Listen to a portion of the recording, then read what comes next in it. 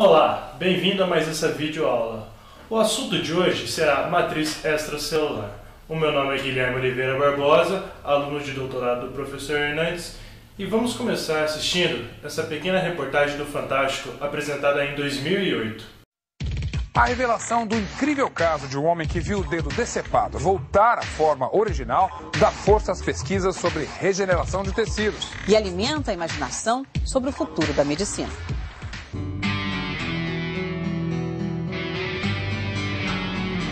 Olhe bem os dedos das mãos deste homem e veja se você é capaz de identificar qual deles teve a ponta amputada há 3 anos. O desafio não é fácil mesmo. Lee Spivak, 69 anos, perdeu a parte superior do dedo médio da mão direita num acidente com a hélice de um avião de aeromodelismo. O corte foi acima da unha e atingiu até o osso. O acidente foi em 2005.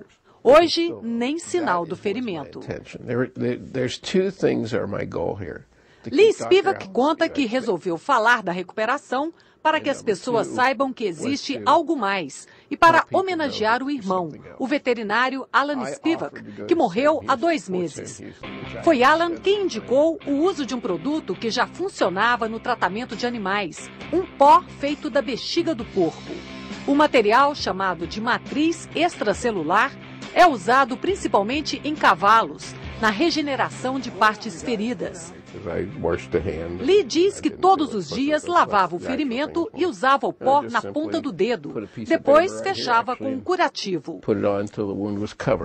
Ele conta que já no primeiro dia percebeu que a cor da pele em volta do ferimento começou a mudar, ficando mais clara. Depois, além da cicatrização, ele notou que o dedo estava também crescendo, voltando ao tamanho original. Em 4 semanas, o dedo tinha recuperado a pele, a unha, o osso, os vasos sanguíneos, os movimentos, a sensibilidade e até a impressão digital. As únicas diferenças, ele diz, são que a pele nova não é tão ressecada como a antiga e que a unha regenerada cresce mais que as outras. Preciso cortar quase todos os dias. O tratamento, que parece milagroso, começou aqui nos laboratórios da Universidade de Pittsburgh, na Pensilvânia, e é o resultado de mais de 20 anos de trabalho de pesquisadores. Foram eles que descobriram que as células internas da bexiga e do intestino do porco podiam virar este pó com uma capacidade regeneradora jamais vista até hoje. É este pó que pode trazer esperança a milhões de pessoas amputadas no mundo todo. O cientista Steven Badilak, responsável pela matriz extracelular, diz que apesar dos anos de pesquisa e de saber que o material tem uma excelente capacidade de regenerar tecidos, ficou muito surpreso com o resultado no dedo de Lee Spivak. Ele diz, a regeneração de tecidos não é rara em crianças de 1 ou 2 anos, mas não é comum em pessoas de 60 anos. Não sabíamos se era efeito do material ou processo natural do corpo.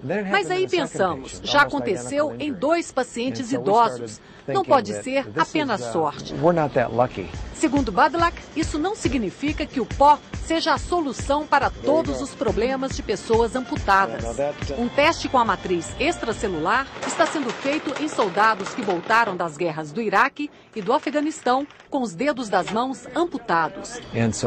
Badilak diz que em 6 ou 12 meses vai ser possível avaliar o resultado do estudo. A notícia do dedo regenerado correu o mundo e levantou a suspeita de muitos médicos e cientistas.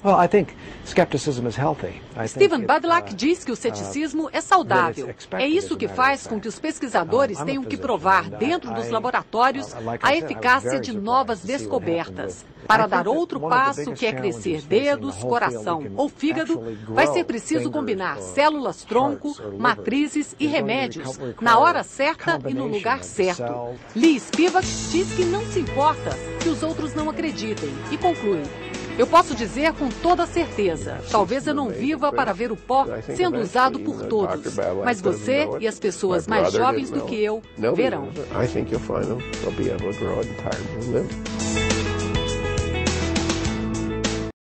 Sem dúvida nenhuma, as possibilidades geradas com o estudo de matriz extracelular são imensas.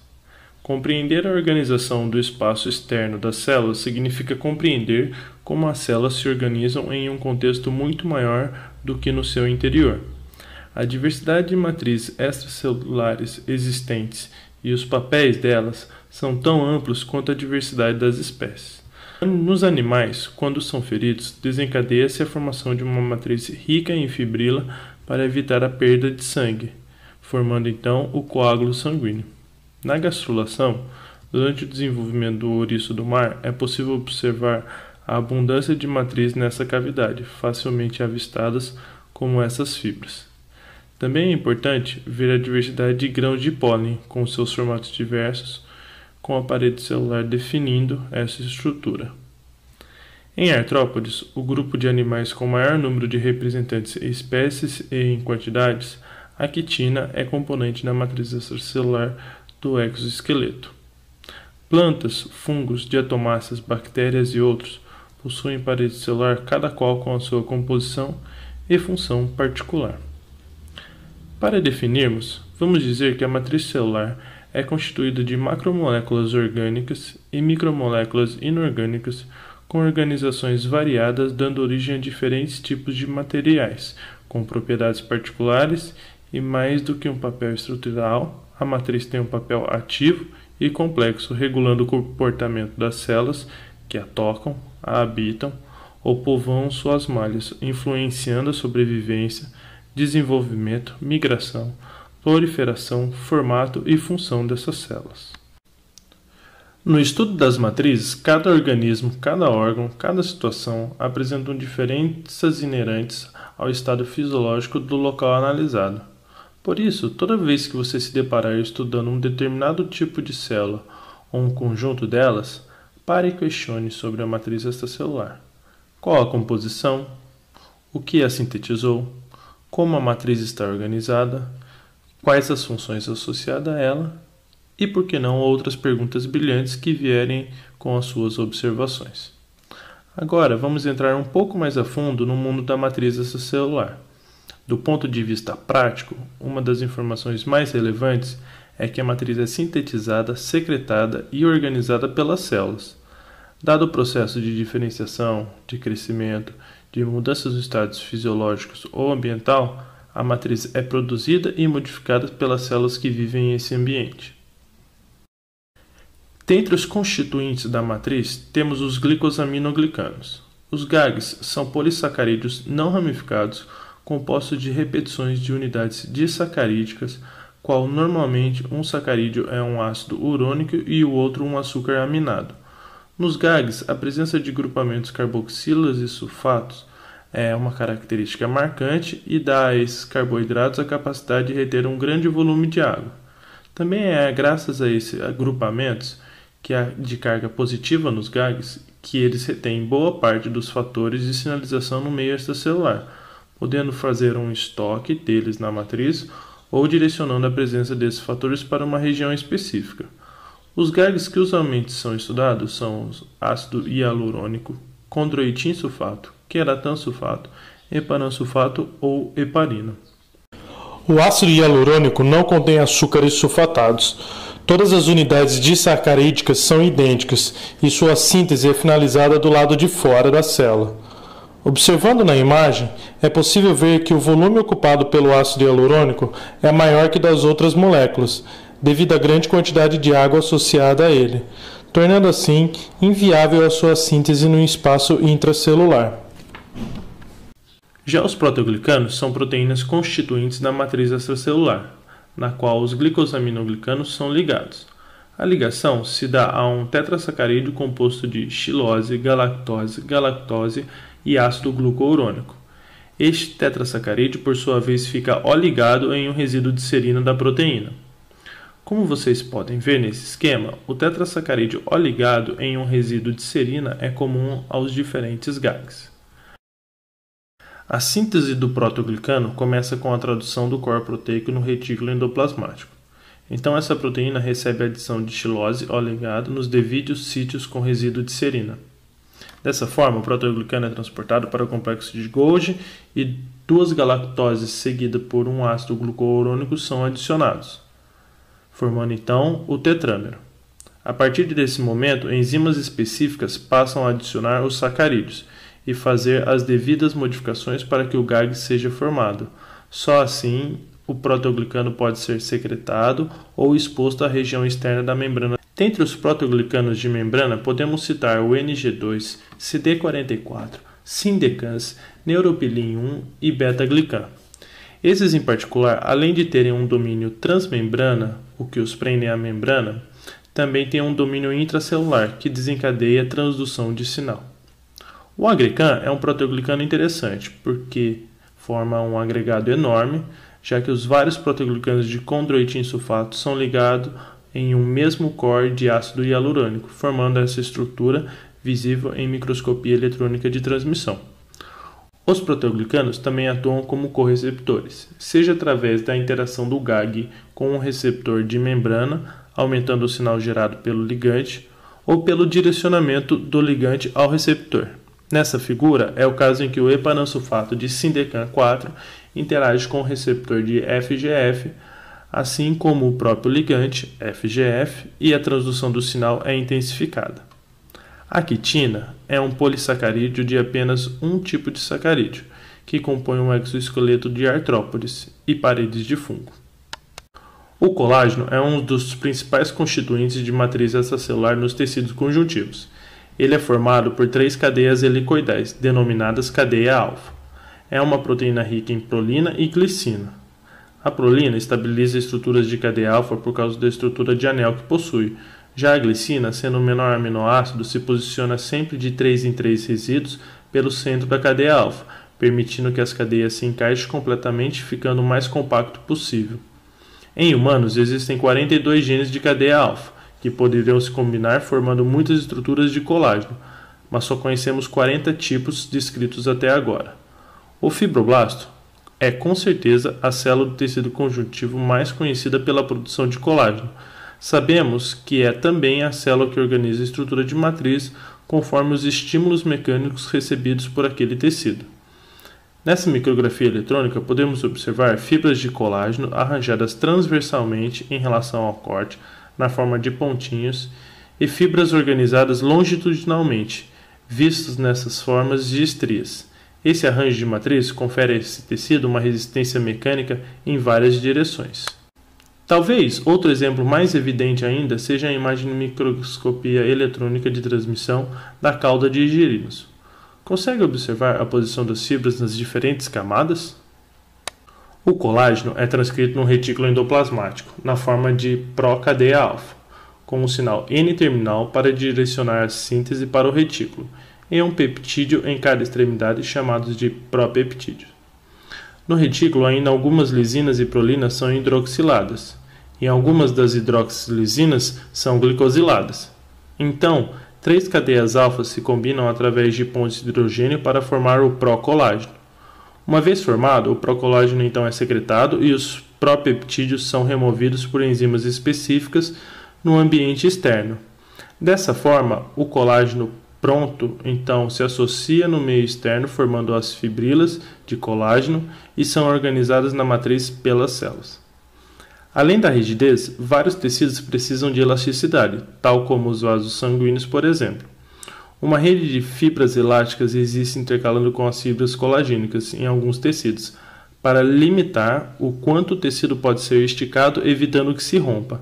As fibras são formadas por elastinas e microfibrilas.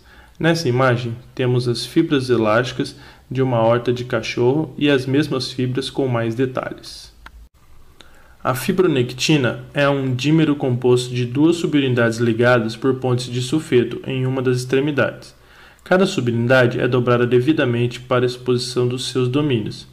Assim, a fibronectina é capaz de se ligar a várias moléculas de matriz e a receptores específicos das células, sendo capaz de guiar o movimento das células formando como se fossem trilhas.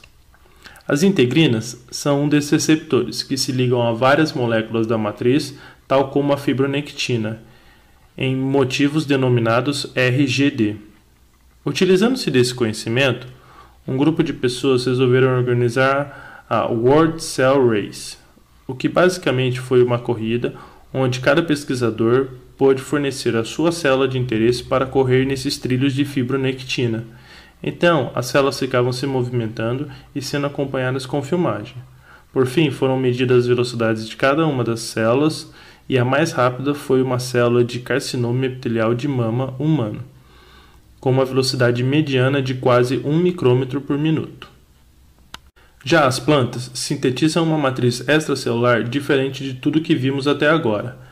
Elas formam uma parede celular que é basicamente composta de celulose, pectinas, ligninas, glicanos cross-linkers e outras proteínas.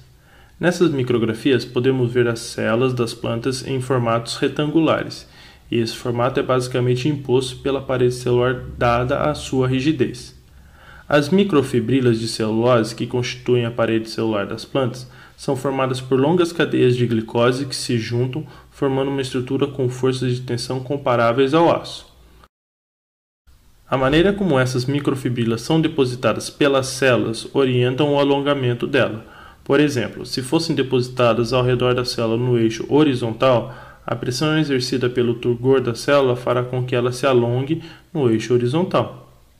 Para orientar a deposição dessa matriz, os microtúbulos exercem papel fundamental, orientando a deposição de parede celular de acordo com o arranjo do citoesqueleto dentro da célula. Como já dito por Lavoisier, na natureza nada se cria, tudo se transforma. Em termos de matriz, não bastaria simplesmente só sintetizá-la, é necessário também degradá-la para usar a matéria-prima ou para executar uma função específica. Então, cada um dos constituintes de matriz que estudamos hoje pode ser degradado por enzimas, tais como colagenase, gelatinase, hialuronidase, heparanase, condroitinase, sheddase e elastase, e outras. Essas enzimas são secretadas por células que necessitam degradar os componentes da matriz em um determinado tempo e espaço específico. Por exemplo, o fungo que cresce usando glicose, que ele libera da degradação da celulose através da celulase por ele produzido. Para complexar mais ainda o sistema, existe uma série de inibidores que garantem a não degradação da matriz. Como exemplo, os TIMPs são inibidores de colagenase e gelatinase que degradam o colágeno. Agora observem esse trabalho. Ambas as células da imagem estão migrando no sentido diagonal direita superior. Ambas estão no meio de uma matriz basicamente de colágeno, essas linhas brancas. A célula da esquerda está deixando um rastro de colágeno degradado evidenciado por essa marcação verde. Já a célula da direita não faz o mesmo, pelo simples fato que a degradação da matriz foi inibida na célula da direita. Isso faz com que a célula tenha que se esquivar e espremer por entre as fibras de colágeno e assim migre mais lentamente. Já a célula da esquerda tem atividade proteolítica e consegue migrar pela matriz como se fosse cavando um túnel por onde passa. Contudo, pessoal, lembrem-se, a matriz, que é sintetizada pelas células, determina o comportamento delas nos diferentes organismos, sistemas e tecidos. Para finalizar, assistam esse vídeo e olhem onde estamos chegando com a compreensão da matriz extracelular. Uau! Fantástica essa reportagem, não? Agora que vocês conhecem um pouco mais sobre diferenciação celular e matriz extracelular, conseguem imaginar o que junto esses dois conhecimentos podem impactar na saúde. Eu gostaria de agradecer a todos pela atenção, sejam todos muito bem-vindos ao maravilhoso mundo da matriz extracelular. Tchau, até a próxima videoaula. If Dr. Frankenstein were real and alive today, he'd probably want to stop by the Massachusetts General Hospital in Boston. Here, scientists are harvesting dead organs and returning them to life. But instead of giant green monsters, these researchers are creating hearts, lungs, limbs, and kidneys that could one day be used to replace failing organs in people. Reporting in Nature Medicine, Harold Ott and his team describe their vision of the future and how they created a functional, transplantable kidney in rats. What we try to do here is to regenerate organs for transplantation, organs for patients with end-stage organ failure. Using donor organs that would not normally be suitable for transplantation, Ott's team reanimates them by first washing away native cells with a soapy solution. What's left behind is a natural scaffold of structural proteins that can be repopulated with stem cells taken from a patient. What's fascinating is that you're able to, with that process, preserve the blueprint of the organ, but it's completely washed empty. It's a mere a shadow of the original tissue. Now the major hurdle here was to get the cells, the viable building blocks, back into the right spots within that organ. That we did through creating literally a pressure gradient across the kidneys. So we were able to suck these cells into the tissue, into the kidneys, into the right spots. The organs were placed into chambers that simulate the environment of a body, complete with oxygen and nutrients. After a few days of growth, something remarkable happens. The tissue became functional, so these kidneys started to make a rudimentary urine. In the last step of this experiment, as the ultimate proof of principle, we were then able to take these kidneys from culture and transplant them in an animal model. So we took that final step to take the kidney out of the bioreactor and then treat it like a transplant organ, like a donor organ, and replace the native kidney in an animal with this engineered kidney. But it's not always that easy. We had to figure out how much vacuum can be applied to the kidney in order to provide just the right amount of tissue gradient to deliver the cells, but not to damage the matrix. Of course, if more vacuum is applied, we had quite a few kidneys blow up in a jar. Hiccups aside, laboratory-grown organs appear to be closer and closer to fulfilling their tremendous promise. The reason why I'm most excited about this recent publication is because it shows the platform character of this technology. The technology can be applied to any tissue, any organ that can be perfused by its own vascular system. Ultimately, this is a very translational kind of research. It's very much focused on driving this all the way down to the bedside, getting this to the patient.